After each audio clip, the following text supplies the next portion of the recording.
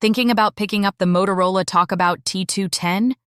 Here's the real-world breakdown in under a minute. So, this is a budget-friendly, license-free walkie-talkie aimed at families, campers, and light outdoor use. On paper, Motorola claims up to 20 miles of range, but in reality, you're looking at about half a mile to a mile in normal neighborhood conditions. The good news? It's super easy to use. Pairing is instant, the audio is surprisingly clear, and you get 22 channels with tons of privacy codes to avoid interference.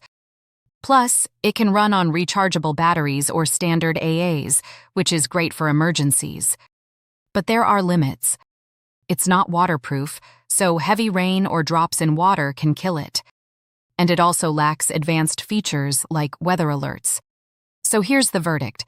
It's worth it if you need simple, reliable communication for camping or family trips. But if you're going serious, like hiking, construction, or extreme weather, skip it and upgrade to something tougher, like the T475 or T600 H2O. Simple, cheap, and practical. Just don't expect miracles.